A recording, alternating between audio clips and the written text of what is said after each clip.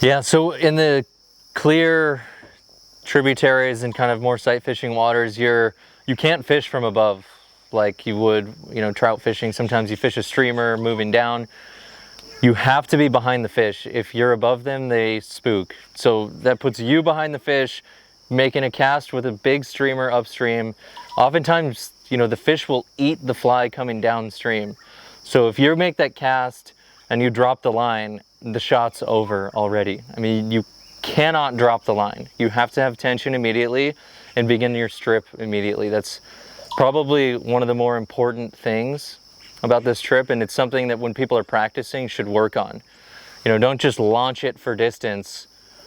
Launch it to be accurate and have that line in your line hand so you're tight. I mean, these Dorado will eat instantly sometimes. The second the fly touches the water, they'll blow it up, and if you don't have the line in your hand, that is a missed opportunity. So once you make that cast and you've got, you're tight as that fly is coming down, you start your strip set. Very important to keep that rod down. If the rod's up or there's any slack in the system at all, it's over. So you need to be very intentional with how you're moving the fly. Consistent strips. In some situations it's faster than others, but you always want that fly to be moving. If the fly's not moving, it's not fishing.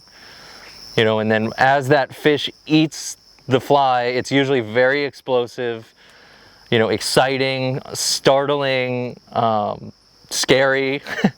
And you have to, you've got to be tight. You've got the line coming through, fingers pinched against the cork, and then you've got your other hand strip setting as hard as you can, and you keep stripping and keep stripping and keep stripping until, the line is guitar string tight and you can feel the water, the vibration of the water ripping by.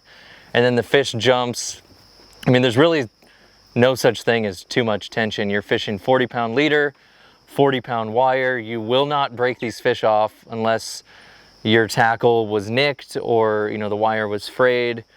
But other than that, you can have, major force on these fish, and you want more tension than less tension. I mean, if you have any slack in the system, or if you lose that even a half second of no tension, that fish is gone. They'll take advantage of that and find their way off the hook. So it's important that you're always moving around. Sometimes you hit rocks. The line's in the crap all the time. So as you're moving throughout the day and you set up, I always inspect the leader, take a look at the wire, make sure everything is perfect.